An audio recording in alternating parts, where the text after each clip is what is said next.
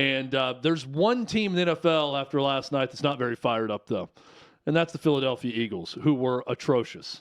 This is different for me than what we saw with Dallas. With Dallas, there were expectations going into the postseason.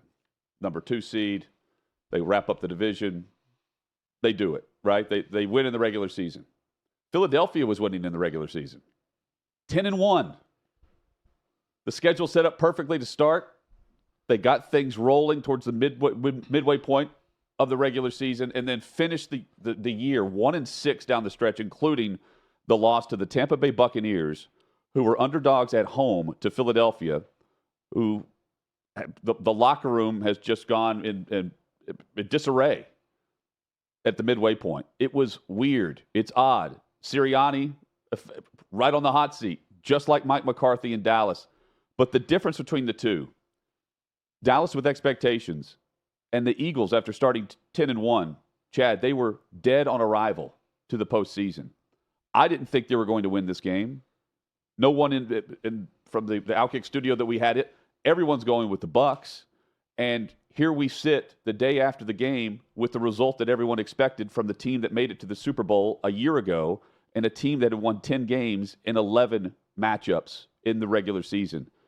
What went on behind the scenes? Why did the front-running Eagles roster turn that direction in that moment where they fire their defensive coordinator, they go with Matt Patricia? This was after the losing started, but it started in what was a 1-6 stretch. They had lost 2, I believe, and then they turn and fire the defensive coordinator. And oh, by the way, throughout this entire streak to end the season, including this past matchup in the postseason, they were allowing 30 points average. Atrocious. The backbone of their defense got old fast. Sieve is how I would describe it. Even Baker Mayfield is throwing darts, not necessarily receivers catching anything, but throwing darts last night and tearing up the Philadelphia secondary. What went wrong? And what made Jalen Hurts, also around the same time, just before they made the defensive coordinator swap, at the podium say, we need more commitment from this locker room? That trickles down from the top. What was going on with Sirianni and the staff that led him to fire the defensive coordinator and allow this Eagles defense to just, flat out look among the worst in the NFL, and an Eagles offense with the talent to where it appears only Devontae Smith really wants to be there? I don't understand it, and it's exactly why you have Sirianni possibly looking for another gig, and you also have the Cowboys with success and not finding that path to success in the postseason, also contemplating a coaching swap.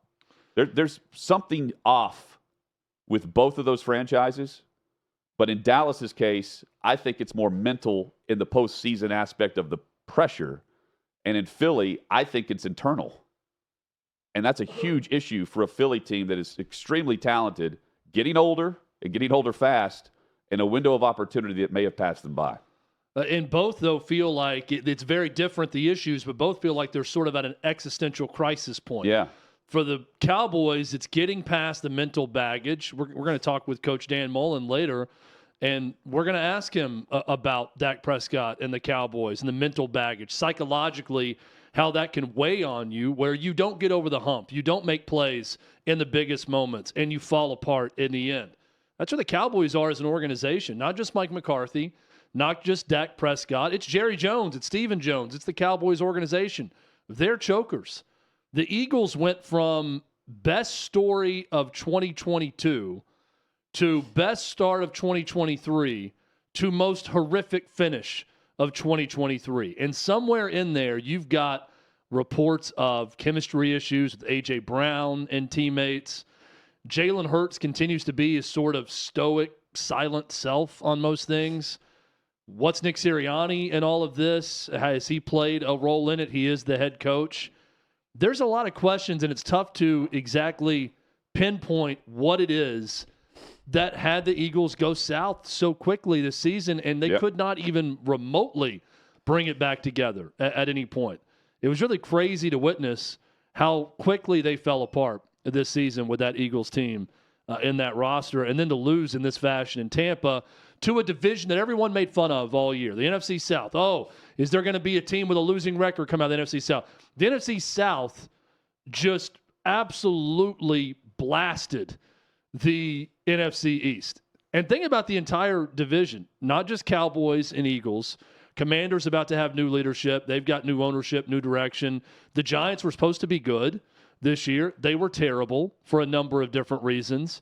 That's an odd division now moving forward, but especially with the Philadelphia Eagles, who are so disappointing. Such disappointment with that team. When you think about the roster, where they were set up, they make some midseason moves. You talked about firing defensive coordinator, elevating Matt Patricia, but also trading for Kevin Byard from the Titans. Just a number of things that absolutely did not work out at all. Has me asking a ton of questions, starting with, is Nick Sirianni the guy? And who would have thought we'd even be asking that question a year ago with the run they went on? See, I think it's way too early to turn and go the opposite direction from Sirianni at this point. But I don't know what led to this dysfunction. You know, and I know Donovan McNabb on the 5 spot told Armando Salguero, hey, it's not Sirianni that should be on the hot seat, it's Howie Roseman.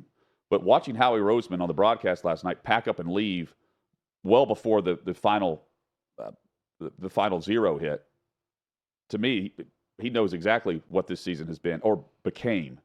And then I also think last night as I'm watching this, Chad, Buffalo, who played earlier in the day, Buffalo turned their season around. You know, they're fringe 500 team for a while. You know, they'd win one, lose one, win two, lose another, and fall back a spot. But we saw Allen and company, and by the way, they also swapped coordinators. Bills did it on offense. They turned it around and saved their season. And for all of the trends of the team that goes and loses the Super Bowl doesn't get back more times than not, the history will tell that that's absolutely true. But what's true about this Eagles team is different than many of those teams, I would suspect, because of how this team crumbled at the moment they're supposed to be cranking it up, like they did a year ago. Way different. And I think there's more than just, let's bring everyone back and run it back.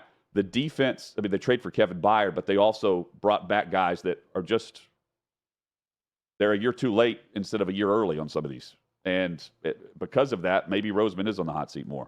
It doesn't have the magic touch this year. It's one thing to, the team loses the Super Bowl, as you mentioned, in the next year. It's another thing to look like a team that is the best in the NFL through 11 games and then crater the way they did. I'm with you. I'm not ready to pin it all on Sirianni, but he's on notice now because just like Mike McCarthy and the Cowboys, to me, the easiest thing for the owner to do, especially owners who are incredibly driven, like Jeffrey Lurie, like Jerry Jones, is to make a change at head coach. Well, and it's not as easy at times to make a change at quarterback when you've invested with salary cap and everything else in a young quarterback similar to Dak Prescott or Jalen Hurts.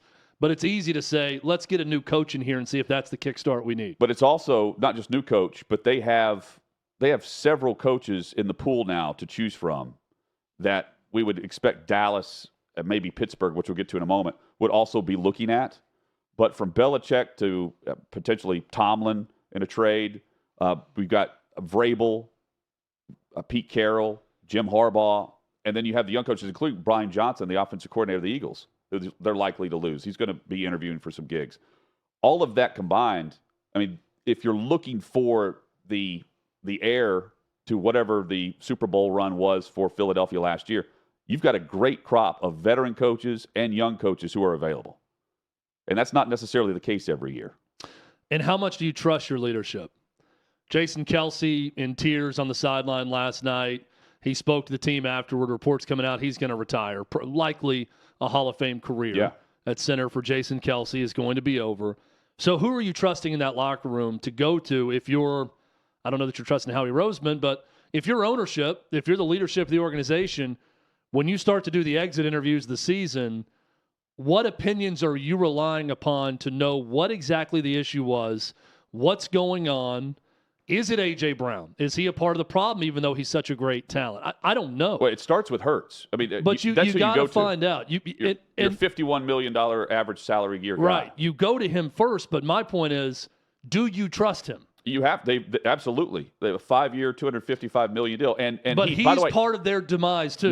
No, he's at the podium speaking on the demise. Yeah. That is way different than what A.J. Brown's doing, which is scrubbing the team at social media. Then let's take it a step further, because I'm with you. You got to go to your quarterback first. But if he says A.J. Brown's the problem, this guy's the problem, here's the lack of commitment, get rid of them. Are you just doing it? Well, I don't think it's lack of commitment. Are you trying to get those guys out because your quarterback says so? It doesn't necessarily have to be individual teammates with lack of commitment. I think that would happen team to team, right? I think it's more of the commitment from the top down to the locker room and how that translates to the field. That, to me, is more of the commitment aspect here because they have the talent. I mean, they can put up points, but they're just not the way they lost games and the way they went into the postseason. Again, banged up, but again, Philly is the favorite on the road despite all of the scenarios here against Tampa, and they lose the way they did. Game wasn't close, not close. That's more than just one or two players lacking commitment. And without A.J. Brown, the only player I was watching that really showed something was Devontae Smith. All the drop passes, too. Like just the lack of focus. Their running game just completely vanished. Yes. They could not run the football at all. So, and that, by the way, a year ago, heralded as the best offensive line in football. And then I'm thinking a year later in Tampa, they can't get any push. They can't do anything. Not even a year ago. Football. 2 months ago. Yeah. Yeah. There's something the quarterback's going to know. I'm going to the guy who I've invested in, who took us to the championship game last year. And I'm saying, hey, you mentioned the commitment aspect. I would have already done that. You mentioned the commitment at the podium. Let's get into that. Let's start and dissect and go layer two deeper. Yeah, what do you mean? Absolutely. Who are we talking about? What are we talking about in Pittsburgh, where Mike Tomlin walks out of the presser yesterday? Coach, you got a year left on your exit stage left at that point. After the loss to Buffalo, and they're headed to the offseason. Is Tomlin headed out the door? Chad, it sounds like it's going to be his call. Let me give you some stats on Mike Tomlin. Okay, this is all Super Bowl era. I'm going modern era of football here. He is 13th all-time in wins in the Super Bowl era. Of coaches that have won at least 150 games, he is 4th in winning percentage. Only Bill Belichick and Andy Reid have more wins among his peers in coaching. He's got a Super Bowl title. Guy hasn't won a playoff game in way too long. No doubt about that. He's also never had a losing season in his time in Pittsburgh. He is a Hall of Fame head coach. If he decided he wanted to go elsewhere and Pittsburgh decided to let him out of that contract or trade him or whatever it may be, he's going to have options of where he's going to go. I think all this uncertainty about Mike Tomlin, it has nothing to do with Mike Tomlin being on any hot seat. It has everything to do, I believe now, with Mike Tomlin wanting more commitment from the Pittsburgh Steelers. He's got a year left on his contract. So when that question starts to get raised, he walks out pissed off. He's pissed off about the loss to Buffalo in the playoffs and not winning a playoff game again, absolutely. But when he exits stage left at that moment, I'm looking at that and thinking a lot more about he wants some clarity from the Steelers about his contract moving forward, likely wants their commitment, likely wants a raise where he's among the highest paid coaches in the NFL, and he wants more years on that contract. Armando Salguero wrote a great piece at OutKick about this also. I think that's where we are. I don't think this has anything to do, any uncertainty around Mike Tomlin. I don't think any of it has to do with his being on the hot seat or any of that. I think it's Mike Tomlin wanting more commitment from Pittsburgh.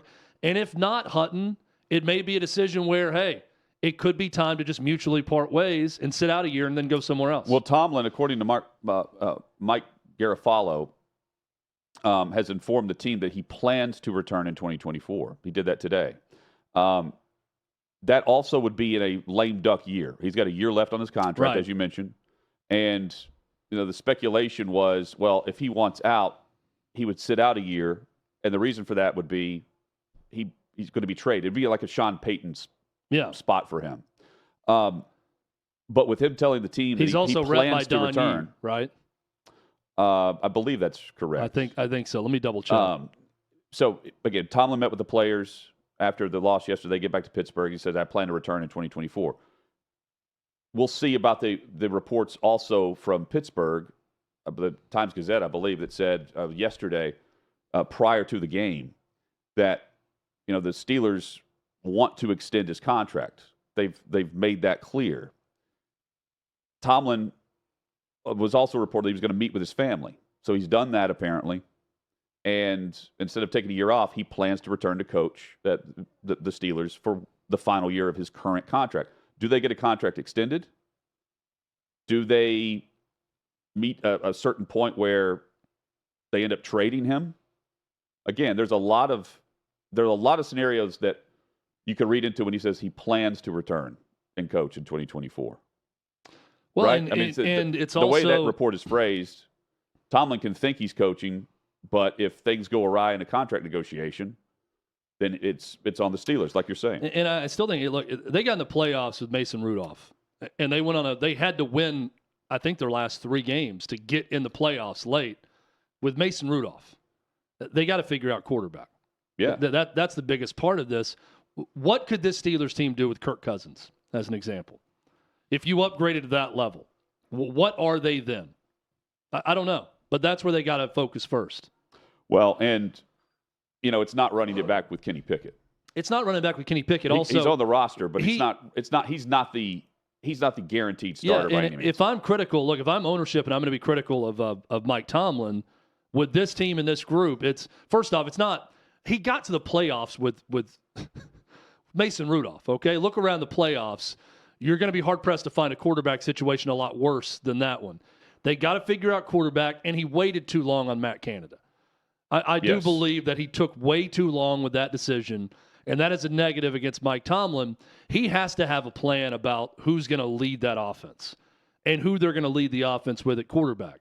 That's a big solution to be had, and that's not an easy ask to fix in one offseason, but that's what they got to figure out if they're going to be anything moving forward. And not just a team that gets in with the last playoff spot and loses by 2 scores in their first playoff game. The consistency is why I wouldn't want to part ways with Tomlin. I'm not just saying that from his win-loss record either. The consistency of what the Steelers have done with the coaches, from Knoll to Cowher to Tomlin. They've got it right. I think they've got it right with this coach, with Mike Tomlin. If you add him to the list, though, let's say you didn't have to be traded. He would have, or he was fired. It's one of the two, and he was able to choose his next spot. Where would we rank him with the current coaches available? I mean, Belichick, Vrabel. I'm putting Harbaugh. And Harbaugh. It is based on the situation. Like if you've got the roster with the Chargers, if you've got that, if you have Dallas, Tomlin's right there. He's right there at the top. If I factor in plug and play, if I factor in track record in the NFL as a coach, right, and weigh that against recency bias about what these coaches have been in the last year or two, I'm putting Harbaugh number 1 because he was so great in his short time in San Francisco. I'm probably putting Mike Tomlin number 2 because he still managed to get the Steelers into the playoffs with Mason Rudolph at quarterback. I'm probably putting Mike Vrabel 3, and that's just because the last year and a half have been so bad. Bill Belichick is the best coach in NFL history. He's likely 4th on my list if I'm going with what have I seen lately versus the entire body of work over the course of an NFL career. And I think what we also have to say is Harbaugh, you're right to mention him at the top because I'm thinking offense. I need to know with Tomlin, with Belichick, and with Vrabel. What's your plan? Who's your plan? What's the plan on offense? Who are you bringing with you? If it's Arthur Smith that's paired with Vrabel, I love that combo. Yeah. If it's Josh McDaniels with Bill Belichick, I love that combo. I do. Who would Tomlin be paired with? I don't know. Again, that's the big key. And that's also what needs to happen in Pittsburgh as he stays. They've got to get it right. And they don't have a ton of cap space currently. You can make room. But, you're locked up with T.J. Watt for good reason. You need some help on that side of the football still. But, Chad, they've got to get things fixed offensively. It's a must. And that's got to be the biggest part of the plan for Tomlin now is you've got to go into the ownership group and say, look, here's what I'm doing. Yes. I see the error of our ways. Here's where we got to get it fixed. Obviously, we got to be better at quarterback. but here's the direction I want to go at offensive coordinator, and here's what I want to do at quarterback. If he does that and it's a good, coherent plan, he's the guy for the Steelers. Not just next year, but with an extension on his contract. If not, and he's got uncertainty there, it may end up being, it's no diss. It may end up being time for them just to mutually part ways and for him to get a fresh start somewhere else. I don't think we're there yet, though. We're not there if we want to turn the page and say Tony Romo's back to being Tony Romo of 2 or 3 seasons ago, because he's getting ripped apart for the broadcast yesterday with the Bills and Steelers and what we saw. You've got this game you have Tony Romo who admitted he hadn't really seen Jaylen Warren, didn't know how good Jaylen Warren was until this week, which is crazy. And then you had the incomplete pass that he thought was an interception that's returned, and that was just craziness altogether. You've got Nance having to say, yeah, they're saying it's incomplete. Where has this gone awry? And we went down this path about a year ago this week with Romo and Nance, and were they going to be able to stick together? And CBS wanted that cohesion because they've got the Super Bowl this year. They wanted to have that group in Vegas ready to go. And we will have this pair calling Super Bowl 58, and you better believe the critics are going to be after Romo because the broadcast performance is noticeable to everyone. And it started with him when he first started with Nance. It was him predicting all these plays before they happen. I'm fascinated by that. His memory recall, photographic memory that he has. Yeah. I want him to get back to that version of what Romo was instead of what Romo is now on CBS. Yeah, Joe Kinsey with a good write-up, a good piece at OutKick.com. You can read about this also. The jumping up and down on the interception that wasn't an interception, and Jim Nance pointing out that he was jumping up and down on that play, also a little bit odd. I don't know why Jim Nance would call him out on that, because the immediate reaction from those listening is, are you a Bills fan? Are you cheering like hell for the Bills to win this game? You're supposed to be impartial to who wins the game. Why are you jumping up and down on a possible interception that wasn't? That was weird. The Jaylen Warren thing, to me, is just inexcusable. It is. For someone that's got that gig. You talked about Greg Olsen, who I think is terrific also. I love Chris Collinsworth. I know he gets a lot of heat for being too pro player or whatever. I like his genuine excitement about the game. He's giddy at times. That's what I loved about Romo in the beginning. Dude was giddy to be calling an NFL game. You could tell by the sound in his voice. He is like a kid on Christmas morning. It's like a snow day every day when he wakes up and he's not going to school and he gets to call a football game. You could sense the joy from Tony Romo. Now I hear him, and that joy has gotten a little bit stale. And I hear the joy as someone that gets joy out of just a lot of other things in life and isn't fully committed to their job of knowing the NFL. Hudney sounds to me like a guy who looks at the two teams he's got that week, and he does watch some film on them, but he's not paying attention to the rest of the league. And he's not really diving into what teams are doing across the league week to week. I think he's a guy who likes to play golf. I think he's a guy who likes to do a lot of other things. He's always been that guy. That's why I don't understand how we got from year one Romo to now. Because I don't think his lifestyle has changed a lot. Right? He's always enjoyed playing golf. He's very good at it. I don't know how we got here. Well, I think we got here because Nance needs to be the star of the broadcast. I mean, Romo was that guy. He still, I mean, that I like them together. I still like Tony Romo calling games. I do. I don't mind whenever he's telling me, hey, they're doing this because they're setting up this offensively. ESPN's about to do this with the NFL. They're trying to have this where you watch the AI predict what's going to happen while it's on screen and the percentage chance of certain players getting the football in their hands while you're watching a game. That's what Romo's doing, in essence, for CBS. I don't mind it personally. I understand why, if you're watching a game, you want to watch it play out instead of have the quarterback tell you what's about to happen on an audible. But I think Nance... by the way, I like that too. I know they wanted him to stop doing that, to stop tipping plays and all that. I didn't mind that. I'd like to get back to that guy. Yeah, but I think they've toned it down with him on purpose because he's talking so much early in that tenure that Nance wasn't, right? And I think that plays a factor in it. also some of the subtle comments that were made last year on the broadcasts, right? That also had me thinking, okay, they're not really getting along. Then the contract and Nance wanting to get paid certain things and reduce roles. He's not doing the tournament, for instance. Like there are things that make you raise an eyebrow. There are also aspects of Romo that are just great. The best at it is Troy Aikman. The best. The NFL will also tell you that. If you want to know why ESPN, Monday Night Football, and their broadcasts were granted Jets and Bills to start the year, every network wanted that game. ESPN got it. And they also, later in the year, got they've had the wild card. Next year, they will have a divisional round as well that will be exclusive for them. And Peacock's getting that too, by the way, divisional round. They love Joe Buck and Troy Aikman.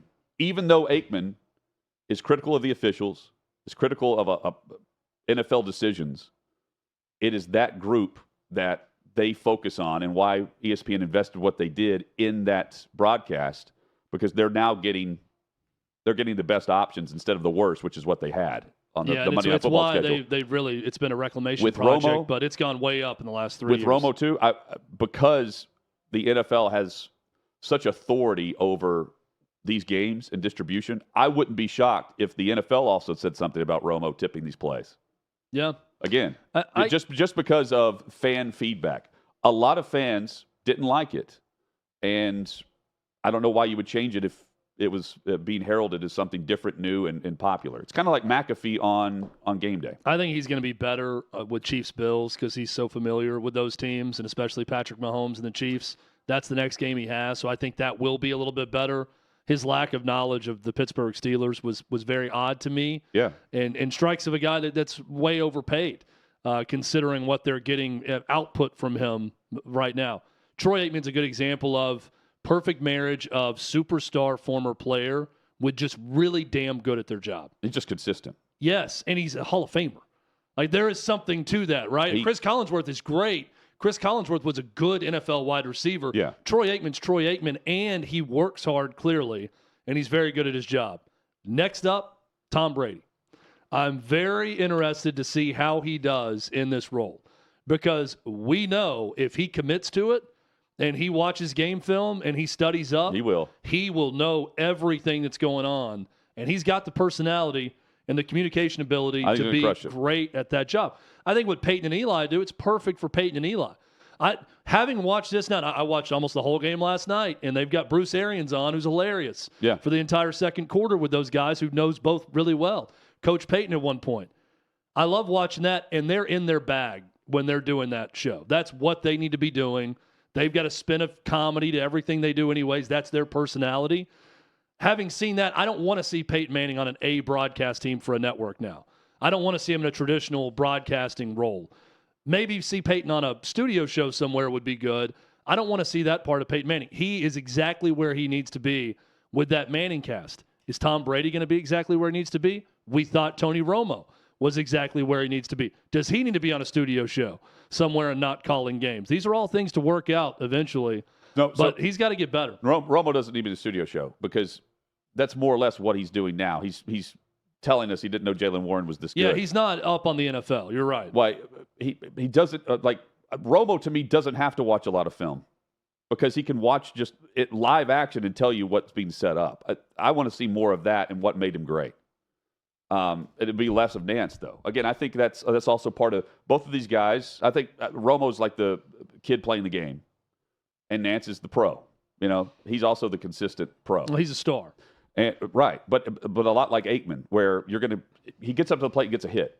May not be a triple or a home run every time, but you guarantee it is consistently good. And that's what you want. It feels a little bit like a 2 alpha situation, and one's not going to give up to the other, right, with Nance and Romo at times. That's why I think, going back to Burkhardt and Olsen, I think they work really well. Kevin Burkhardt's very good. Yes. He's been around for a long time and done it. I don't sense any ego with Kevin Burkhardt. Right? Jim Nance is terrific and a very nice guy.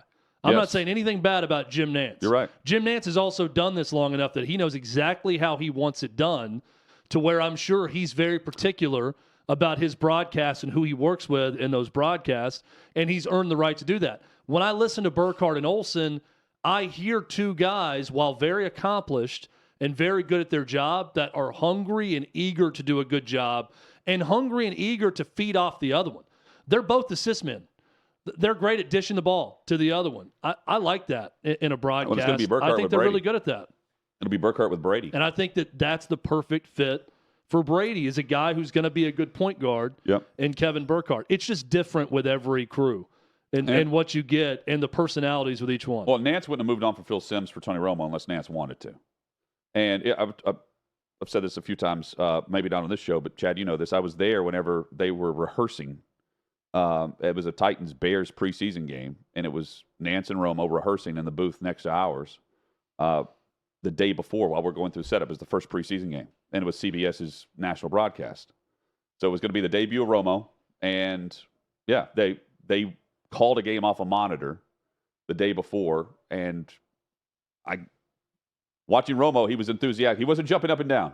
Didn't jump up and down. He was enthusiastic, though. Any Titans interceptions or anything? He was that dude. He was that dude. And I think that the fan can relate to that version of him, right? He does. I don't know if he wanted the Bills to win. I think he reacts to big plays, special moments, craziness, like a fan would for either team. Yeah, and I'm fine getting back to that, right? I think where Romo was in year one is where he needed to stay. And I think some negative response to year one mixed with a lot of positive response sort of shifted the way he was going. Gus Johnson is a good example. Gus Johnson's always excited, but Gus Johnson has kind of morphed into almost satire of the excited announcer, right, during the game, where he's going nuts on everything, even if it's not worthy of going nuts over. That's who he is. I'm not asking Gus Johnson to change who he is, but if you're going to get any type of critique of Gus Johnson, it's that, why is he treating this second down pickup like they just won the Super Bowl on a Hail Mary in the second quarter? That's who Gus Johnson is. You didn't want Romo to get too far out of that sweet spot in year one. I just wanted him to stay there, and he didn't. He's gotten worse. So we will not see, or yes, we will see. We will see Tony Romo on the call for the Chiefs. Yeah. But looking ahead and to I think he'll be much better because Bills. It's Chiefs-Bills, and he's got familiarity with that game and those two teams. It's a nightcap on Sunday to wrap up the divisional round weekend, which is traditionally the best weekend of football that the NFL has to offer matchup-wise. Starts on Saturday, ESPN ABC, with the Texans taking on Baltimore, the number 1 seed. That should be great. Followed by San Francisco hosting Green Bay on Fox Saturday night. And then Sunday, Tampa, after their big win over Philadelphia, they hit the road to take on Detroit. And Sunday night, Chiefs-Bills, this time in Orchard Park, not through Arrowhead. Can't help but think this is setting up to be more Ravens playoff disappointment in this game against the Texans. This reminds me. Texans coming in red hot with their performance against the Browns. The Texans this year are the 2019 Titans. Yep. They're a year ahead, and they are winning a game that they weren't predicted to win. The Titans did it in New England. Yep. In this case, they had the 11-win Cleveland Browns that hadn't been to the postseason and won a game in a long time. Everyone's pulling for Browns-Lions if you don't have a team that's in the postseason. And we see C.J. Stroud on the radar and crushing it. Now they go to Baltimore, the number 1 seed. The Titans did the same thing, won that game. Lamar turned the football over. I think he threw an interception. They fumbled the football as well in their run game. Titans got up quickly, got up early. Derrick Henry threw a touchdown pass or a 2-point conversion, one or the other on a trick play. Yeah, they hit a bomb over the top. I mean, they beat Baltimore by starting fast. I think Houston can do the same thing. And then they went to Arrowhead and lost. The Titans did. This time it would be potentially Buffalo, but it would also be Arrowhead. So it's the same path that the Titans took. The Titans lost in the AFC Championship game. I can see the Houston Texans getting there. And they're that talented. They're playing the right way. And C.J. Stroud, looking at that graphic again that they put up during the broadcast of his big game numbers, college football playoff. Last year, he didn't play well against Michigan, lost the Heisman Trophy, but went to the college football playoff and put on a show against Georgia. That was a great, great game. And we see him on center stage, his first playoff game. No worries against the NFL's top defense. And he was throwing perfect passes, floating, perfect touch on passes, not just, dimes, not, ropes down the seam, but just touch passes that left only the receiver or tight end available to catch. It's perfect. My preseason Super Bowl pick still in play, Bills, Niners. I'm feeling more and more like it's going to be the Bills hosting the Texans for the AFC Championship. And the Lions going to San Francisco, I think, to end the NFC season. So we'll see if that ends up happening. Big moment for Lamar Jackson and the Ravens. Big moment upcoming for them, especially getting the extra rest.